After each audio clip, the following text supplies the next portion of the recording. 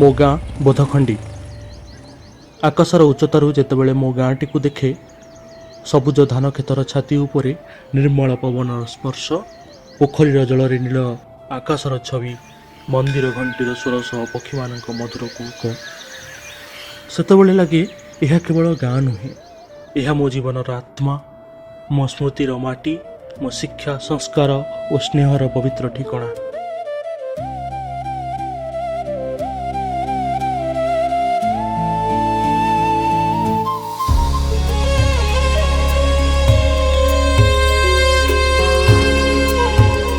ମୋ ଗାଁ ଉତ୍ତରେ ପ୍ରଭୁ ମୁକ୍ତେଶ୍ୱର, ଦକ୍ଷିଣରେ ହନୁମାନ, ପୂର୍ବେ ବିରାଜିଛନ୍ତି ମା ମଙ୍ଗଳା, ପଶ୍ଚିମରେ ଗାଦି ବ୍ରହ୍ମ, ମଧ୍ୟେ ବାସୁଦେବ ଧାମ।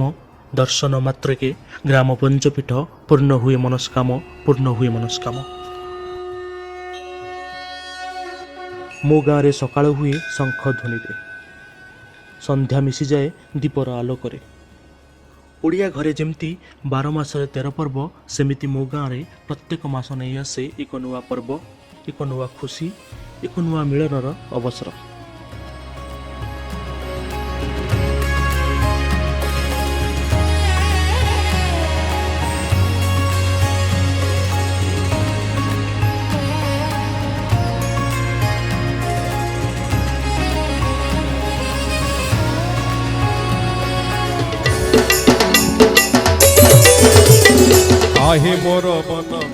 ଭାଦ୍ରବର ପ୍ରଥମ ବର୍ଷା ବୁନ୍ଦା ଯେତେବେଳେ ମାଟିକୁ ଛୁଏଁ, ସେତେବେଳେ ମୋ ଗାଁ ହୃଦୟରେ ଜାଗି ଉଠେ ଗଣେଶ ପୂଜାର ଖୁସି।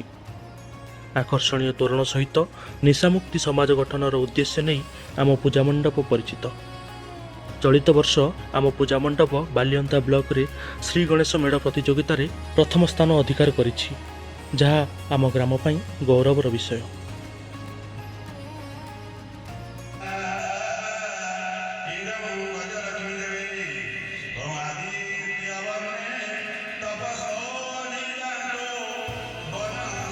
ଆଶ୍ୱିନର ଜହ୍ନଭରା ରାତି, ନୀରବ ଆକାଶ ଆଉ ସେହି ନୀରବତା ମଧ୍ୟରେ ଆଲୋକରେ ଝଲମଲ କରୁଥିବା ମୋ ଗାଁକୁ ମା ଗଜଲକ୍ଷ୍ମୀ ଆସନ୍ତି।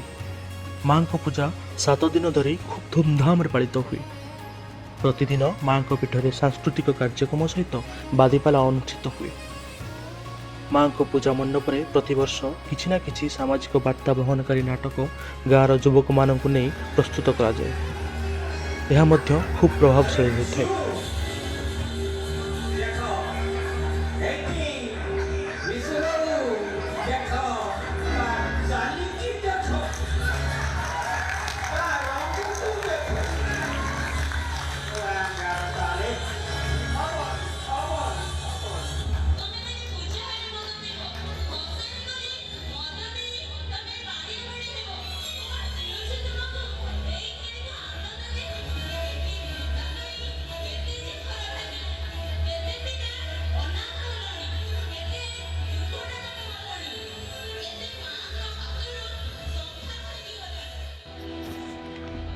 କାର୍ତ୍ତିକ ମାସର ଶୀତୁଆ ସକାଳରେ ମନ୍ଦିରର ଘଣ୍ଟି ଓ ବେଦମନ୍ତ୍ରର ସ୍ୱରରେ ଗାଁର ପରିବେଶ ହୋଇଯାଏ ଆଧ୍ୟାତ୍ମିକ।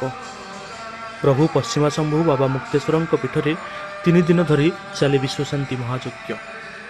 କାର୍ତ୍ତିକ ପୂର୍ଣ୍ଣିମାରେ କଳସ ଯାତ୍ରା ଓ 3 ଦିନ ପରେ ପୂର୍ଣ୍ଣାହୁତି। ହରିବୋଲ, ହୁଳହୁଳି ଓ ଭାବଭକ୍ତିର ଜୁଆର ପରିବେଶକୁ କରିଥାଏ ପ୍ରଭୁମୟ, ପ୍ରେମମୟ। ପୂର୍ଣ୍ଣାହୁତି ସନ୍ଧ୍ୟାରେ ସାଂସ୍କୃତିକ କାର୍ଯ୍ୟକ୍ରମ ଶ୍ରଦ୍ଧାଳୁଙ୍କ ମନରେ ଆଣିଥାଏ ଅପୂର୍ବ ଉତ୍ସାହ ଓ ଉଦ୍ଦୀପନା।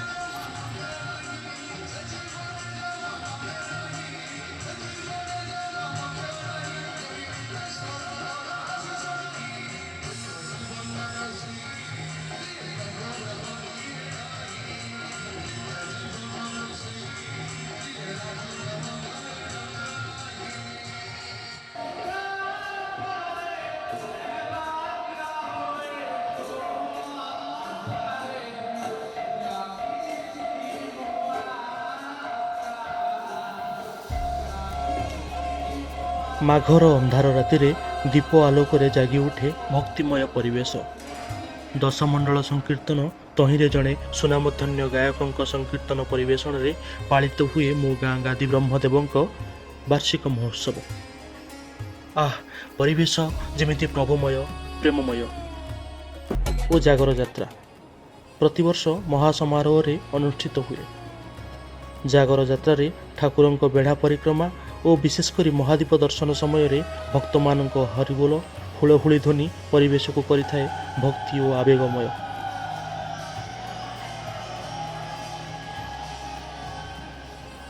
ଫଗୁଣର ଶୀତଳ ପବନ, ଆମ୍ବ ବଉଳର ସୁଗନ୍ଧ ଆଉ ରଙ୍ଗରେ ଭରି ଯାଇଥିବା ମୋ ଗାଁରେ ପାଳିତ ହୁଏ ଦୋଳ ପୂର୍ଣ୍ଣିମା।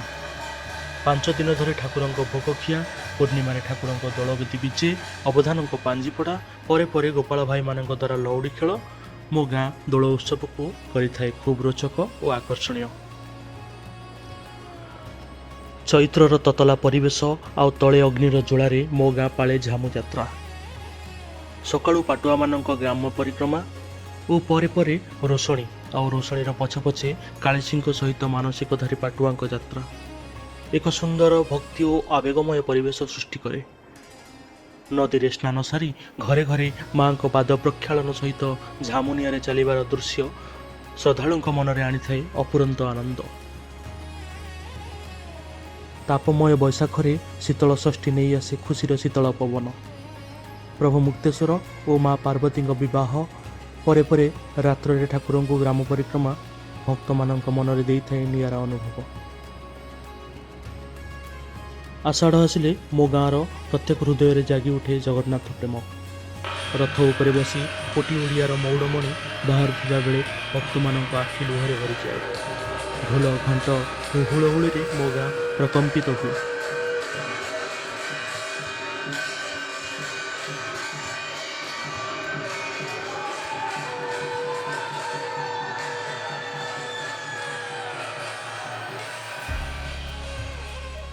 ମୋ ଗାଁର ଆଉ ଏକ ବଡ଼ ଆକର୍ଷଣ ହେଉଛି ପ୍ରଭୁ ବାସୁଦେବଙ୍କ ଯାତ୍ରା। ବର୍ଷକୁ ଥରେ ଏହି ଯାତ୍ରା ଆସିଲେ ଦୂର ଦୂରାନ୍ତରରୁ ଲୋକେ ଆସନ୍ତି ଏହାର ଆନନ୍ଦ ଉଠାଇବା ପାଇଁ।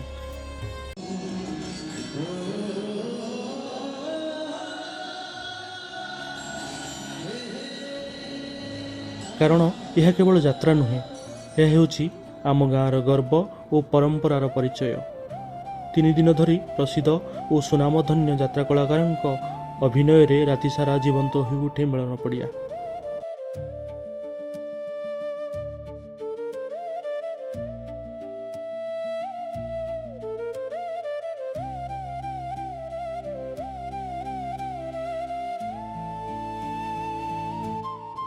ଆହୁରି ମଧ୍ୟ ଆମ ଗାଁର ଯୁବକମାନଙ୍କୁ ନେଇ ଏକ ସ୍ୱଚ୍ଛ ସେନା ଗଠନ କରାଯାଇଛି। ସ୍ୱଚ୍ଛ ପରିବେଶ, ସୁସ୍ଥ ଜୀବନ ଡାକରାରେ ମୋ ଗାଁର ପିଲାମାନେ କେତେବେଳେ ପୁଷ୍କରଣୀ ସଫେଇ ତ କେତେବେଳେ ରାସ୍ତା ସଫେଇ ଆଦି କାର୍ଯ୍ୟ ନିରନ୍ତର ଚାଲୁ ରଖିଛନ୍ତି। ସତରେ ଆମ ଗାଁର କଳା, ସଂସ୍କୃତି, ପ୍ରଥା, ପରମ୍ପରା ଖୁବ୍ ଆକର୍ଷଣୀୟ, ଯାହାକୁ ବଜାୟ ରଖିବାକୁ ଆମେ ଚେଷ୍ଟା ଜାରି ରଖିଛୁ। ଜୟ ପ୍ରଭୁ ପଶ୍ଚିମ ଶମ୍ଭୁ, ଜୟ ଗାଦି ବ୍ରହ୍ମ, ଜୟ ମା ମଙ୍ଗଳା।